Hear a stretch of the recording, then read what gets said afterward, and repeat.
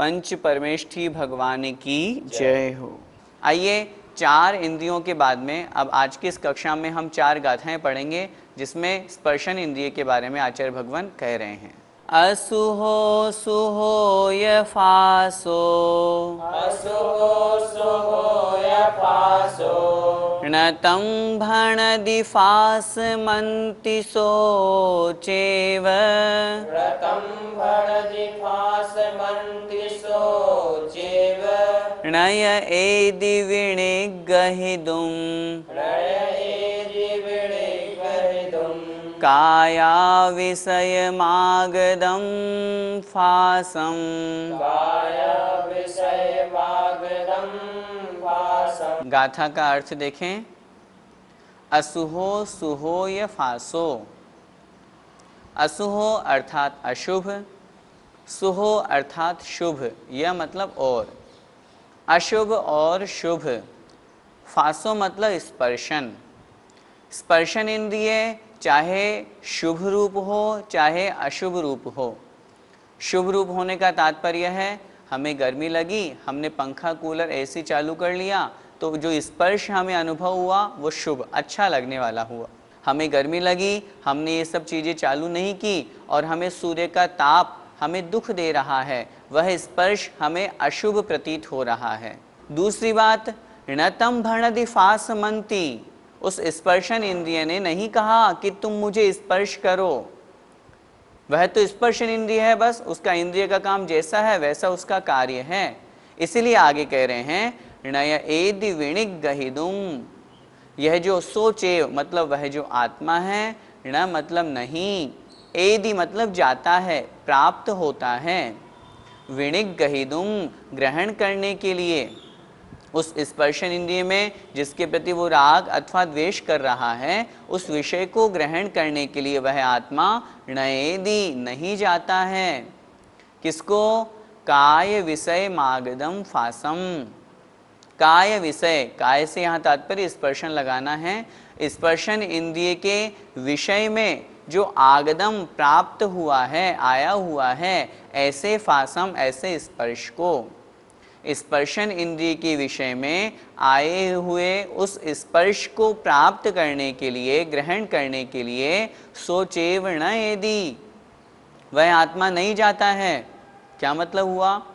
मतलब यहाँ पर कहने का तात्पर्य है स्पर्शन इंद्रिय के विषय में हे भव्य जीव तुम राग द्वेष मत करो, शुभ में राग मत करो, अशुभ में द्वेष मत करो।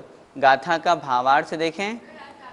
इसी प्रकार अशुभ या शुभ स्पर्श भी तुझे ऐसा नहीं कहता कि मुझे छू, और स्पर्शन इंद्रिय के विषय में आए हुए स्पर्श को ग्रहण करने के लिए आत्मा भी नहीं दौड़ता, अर्थात आत्मा की प्रवृत्ति उस तरफ नहीं होती है। इस गाथा का पद्यानुवाद देखें। बोले न स्पर्श की शुभा शुभयों किसी से, संस्पर्श तू कर मुझे कर से रुचि से, पै स्पर्श स्पर्श रहता वश में न आता, हो काय का विषय वो पर भिन्न भाता। स्पर्श की चर्चा हो गई, पहले 4 इंद्रियों की चर्चा हो गई थी, 5 इंद्रियों की यहाँ पर आचार्य भगवान ने बात कह दी। अब अगली गाथा 408 नंबर की गाथा हम पढ़ते हैं जिसमें ज्ञान की, बुद्धि की आचार्य भगवान बात कर रहे हैं। देखें। असुहो सुहो व गुणो, असुहो सुहो वगुणो, णतं भणदि बुज्यमन्ति सोचेव, व्रतं भणदि बुज्यमन्ति सोचेव, णय एदि विणिगहिदुं, णय एदि विणिगहिदुं, बुद्धि विषय मागदं तु गुणं। बुद्धि विषय मागदं तु गुणं। बोलिए। असुहो सुहो व गुणो, णतं भणदि बुज्यमन्ति सोचेव, णय एदि विणिगहिदुं, बुद्धि विषय मागदं तु गुणम्। अर्थ देखें। असुहो सुहोव गुणो। असुहो अर्थात अशुभ, सुहो अर्थात शुभ, वह मतलब और, गुणों, गुणों से तात्पर्य है गुण। कैसा गुण? बाह्य द्रव्य का जो गुण है। 5 इंद्रियों की चर्चा हो गई, अब यहाँ पर गुण की चर्चा कर रहे हैं। सामान्य कोई सा भी गुण, वह चाहे शुभ रूप हो चाहे अशुभ रूप हो। बाह्य गुण से यहाँ तात्पर्य है जैसे कोई सुंदरता वाला गुण है, कोई कुरूपता वाला गुण है, कोई अच्छा रसना ग्रहण करने वाला गुण है, कोई अच्छा नहीं लगने वाला गुण है। इस प्रकार से जो गुण हैं। णतम भणदी, ण मतलब नहीं, तम मतलब वह है, भणदी मतलब कहता है। वह जो गुण है वह नहीं कहता। क्या नहीं कहता? बुज्यमंती, मुझे जान, मुझे जानो। क्या मतलब? वही बात यहाँ पर फिर से हमें समझनी है। जो अज्ञानी जीव है वह पंचेंद्रिय अथवा मन के जो विषय हैं, चाहे वो स्पर्शन आदि रूप में हो अथवा द्रव्य गुण रूप में हो, पर्याय रूप में हो, उन शुभ विषयों में और अशुभ विषयों में राग द्वेष करता है। जो अच्छा लगने वाला है, शुभ है, उसके प्रति वह राग करता है, और जो अच्छा नहीं लगने वाला है उसके प्रति वह द्वेष करता है। उसी को समझाने के लिए आचार्य भगवान ये गाथा कह रहे हैं आचार्य भगवान, चाहे शुभ गुण हो अथवा अशुभ गुण हो, उनके प्रति तुम राग द्वेष मत करो। क्यों? क्योंकि वह जो गुण है वो तुम्हें नहीं कहता कि तुम मुझे जानो। सो चेव अर्थात वह आत्मा ही, और वह जो आत्मा है, णय एदि विणिक गहिदुम, णय मतलब नहीं, एदि मतलब जाता है, ग्रहण करता है। किस लिए? विणिक गहिदुम अर्थात ग्रहण करने के लिए। किसको? बुद्धि विषय मागदम तु गुणम, बुद्धि विषय अर्थात बुद्धि के विषय में, आगदम आए हुए, तो गुणम उस गुण को। बुद्धि अर्थात ज्ञान, ज्ञान के विषय में अथवा बुद्धि के विषय में आए हुए उस गुण को ग्रहण करने के लिए आत्मा भी उस तरफ नहीं जाता है। क्या मतलब? मतलब वही है, आत्मा का स्वभाव ज्ञायक है। गाथा का भावार्थ देखें। इसी प्रकार अशुभ या शुभ बाह्य द्रव्य का जो गुण है, वह गुण भी तुझे ऐसा नहीं कहता कि मुझे जान, और बुद्धि के विषय में आए हुए गुण को ग्रहण करने के लिए आत्मा भी नहीं दौड़ता, अर्थात आत्मा की प्रवृत्ति भी उस तरफ नहीं होती है। इसलिए हे भव्य जीव, तुझे उनके विषय में राग द्वेष नहीं करना चाहिए। पद्यानुवाद पढ़ते हैं। जानो हमें गुण शुभा शुभ ये कदापि, ऐसा न बाध्य करते तुमको अपापी। वे बुद्धि के विषय मात्र बने हुए हैं, होते नहीं वश स्वतंत्र तने हुए हैं। अंतिम 2 पंक्तियों में आचार्य भगवान का भाव हमें समझ में आ जाएगा। क्या कह रहे हैं आचार्य श्री? वे बुद्धि के विषय मात्र बने हुए हैं। वो जो द्रव्य के गुण हैं वो बुद्धि के विषय मात्र हैं, जानने के योग्य मात्र हैं। होते नहीं वश, कभी किसी के वश नहीं होते, अपितु स्वतंत्र हैं। और फिर जब वो एक ज्ञान के विषय मात्र है तो फिर उनके प्रति हम राग द्वेष क्यों कर रहे हैं? चाहे वो शुभ हो चाहे अशुभ हो, दोनों के प्रति राग द्वेष की बुद्धि को मिटा करके हमें ज्ञायक स्वभाव को प्राप्त करना चाहिए। गुण की चर्चा इस गाथा में हो गई। अब अगली गाथा में द्रव्य की चर्चा आचार्य भगवान कर रहे हैं। देखें।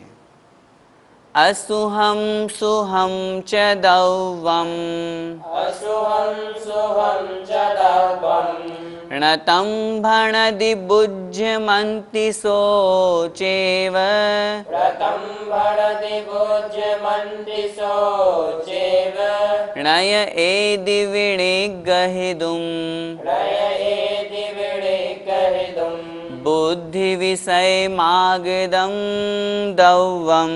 बुद्धि विषय मागदं दौवम्। बोलिए। असुहम सुहम च दौवम्, णतं भणदि बुज्यमन्ति सोचेव, णय एदि विणिगहिदुम्, बुद्धि विषय मागदं दौवम्। गाथा का अर्थ देखते हैं। गाथा 408 में और 409 में सिर्फ एक शब्द का अंतर है, वहाँ गुण की चर्चा थी, यहाँ दव्वम अर्थात द्रव्य की चर्चा है, बाकी पूरी गाथा सेम है। असुहम सुहम च दव्वम, असुहम अर्थात अशुभ, सुहम च और शुभ, दव्वम अर्थात द्रव्य।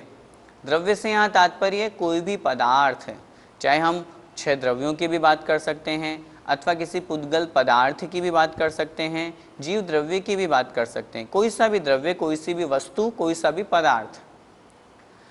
णतम भणदि बुज्यमंती, ण मतलब नहीं, भणदि मतलब कहता है, बुज्यमंती कि मुझे जानो। संसार में चराचर रूप से इतने सारे पदार्थ हैं, वस्तुएं हैं, द्रव्य हैं, वे कोई भी पदार्थ, कोई भी द्रव्य ऐसा नहीं कहते कि तुम मुझे जानो। सोचे वे, और वह आत्मा भी, नय एदि विणिक गहिदुम, नय एदि नहीं दौड़ता है, नहीं जाता है, नहीं प्राप्त करता है, विणिक गहिदुम ग्रहण करने के लिए। किसको ग्रहण करने के लिए? बुद्धि विषय आगदम दव्वम, बुद्धि विषयम आगदम दव्वम, बुद्धि के विषय में प्राप्त हुए अथवा आए हुए दव्वम अर्थात द्रव्य को। बुद्धि अर्थात ज्ञान, ज्ञान मात्र में या जानने मात्र के विषय में वह जो द्रव्य आया है, वह जो पदार्थ आया है, उस पदार्थ को ग्रहण करने के लिए आत्मा भी नहीं जाता है, आत्मा भी तत् अवस्था रूप या उधर की तरफ प्रवृत्त नहीं होता है, अपितु वह तो अपने आत्म स्वरूप में लीन होता है। आत्मा का स्वभाव सिर्फ जानना देखना है। गाथा का भावार्थ देखें। इसी प्रकार अशुभ या शुभ द्रव्य भी तुझे ऐसा नहीं कहता कि मुझे जान, और बुद्धि के विषय में आए हुए उस द्रव्य को ग्रहण करने के लिए आत्मा भी नहीं दौड़ता, अर्थात आत्मा की प्रवृत्ति उस तरफ नहीं होती है। पद्यानुवाद देखें। अच्छे बुरे सब पदार्थ हमें पिछानो, ऐसा कभी न कहते कि हमें सुजानो। वे बुद्धि के विषय मात्र बने हुए हैं, होते नहीं वश स्वतंत्र तने हुए हैं। इस प्रकार इन गाथाओं के माध्यम से आचार्य भगवान ने हमें समझाया। आज की इस कक्षा की हम अंतिम गाथा पढ़ते हैं, जिसमें आचार्य भगवान कह रहे हैं, इतना सब कुछ जानने के बावजूद भी यदि कोई इस उपदेश को ग्रहण नहीं करता, अपने राग द्वेष को उपशमित नहीं करता, शांत नहीं करता, तो वह जीव अपनी आत्मा का कल्याण करने वाली बुद्धि को प्राप्त नहीं कर पाता है। देखें अगली गाथा। एवं तु जानिदवस्, एवं तु जानिदवस्, उपशमं विगच्छते मूढो, उपशमं विगच्छते मूढो, ऋग्गहमणा परस्य, ऋग्गहमणा परस्य, स्वयं च बुद्धिं शिवमपत्तो, स्वयं च बुद्धिः शिवमपत्तो। बोलिए। एवं तु जानिदवस्, उपशमं नैव गच्छते मूढो, ऋग्गहमणा परस्य, स्वयं च बुद्धिं शिवमपत्तो। अर्थ देखें। एवं तु जानिदवस्य, एवं अर्थात इस प्रकार, जानिदवस्य अर्थात जान करके भी। कैसे जानकर? स्पर्शन, रसना, घ्राण, चक्षु और कर्ण, इन पांचों इंद्रियों को, साथ में द्रव्य की अपेक्षा, गुण की अपेक्षा, इन सबको, बुद्धि की अपेक्षा, इन सबको जान करके भी उपशमम अर्थात उपशम भाव को, शांत भाव को, अथवा यूं कहें समता भाव को, नैव गच्छते जो नहीं प्राप्त होता है, मूढ़ो अर्थात अज्ञानी व्यक्ति। आचार्य भगवान कह रहे हैं, इतना सब समझा दिया, अलग अलग एक एक स्पर्शन इंद्रिय, रसना इंद्रिय आदि एक एक इंद्रिय का उदाहरण दे करके समझा दिया, ऐसा समझाने पर भी, ऐसा जानने के बाद में भी यदि कोई व्यक्ति या कोई जीव उपशममेव गच्छते अर्थात उपशम भाव को प्राप्त नहीं होता, समता भाव अर्थात राग द्वेष का त्याग नहीं करता, मूढ़ो वह अज्ञानी है। वह अज्ञानी व्यक्ति कैसा है?